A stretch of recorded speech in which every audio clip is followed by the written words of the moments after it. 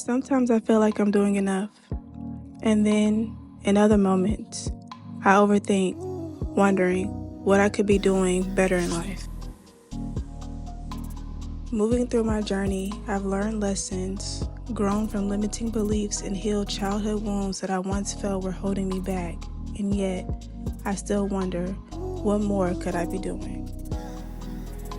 Maybe it's a trauma response, this feeling of not being enough. Or maybe it's that deep-rooted need to always be doing something, always moving. But healing, I'm learning, isn't about constantly doing. As Brianna White says, healing is not so much a chapter in your story, but changing the way you write the entire book. And lately, I feel like I'm in the middle of rewriting mine. For the past 3 to 4 years, I felt like I've been in hermit mode. But these past few weeks, something feels different. Like I'm standing at the edge of change, but I don't know exactly what I'm stepping into. Then the accident happened. My car was totaled and I had no choice but to sit down and reflect on where I am now. I went from sitting down for a year and a half, and I literally just started working out of the house for the past 3 months, to being back in the house. It's been just me and my son for the past year, and working was giving me a way to socialize outside of being a mom. And yet, it doesn't feel the same. It feels like preparation for something I can't quite see yet, but I can feel it coming. Brianna White said, "Everything that is meant for you will feel like a deep exhale, as though you are returning home to a place you forgot existed." Maybe this is that exhale.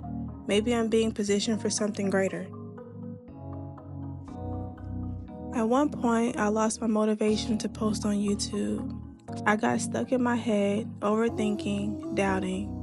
But I had to remind myself why I started in the first place.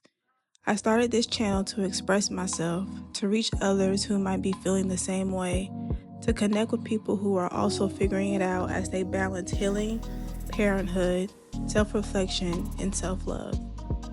Brianna White once wrote, "The right time to let go is always. The second you begin to wonder whether or not it is time for you to open your palms and stop gripping is the exact moment that you should." And that's what I'm doing. Letting go of the need to have it all figured out. Instead, I'm embracing where I am, trusting that I'm exactly where I'm meant to be. This energy shift, I know, is pushing me toward my higher self. It's forcing me out of my comfort zone.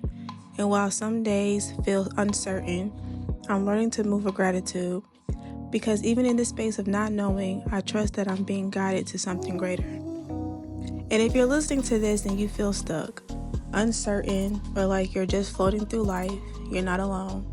We're all just figuring it out one step at a time, and maybe, just maybe, that's enough.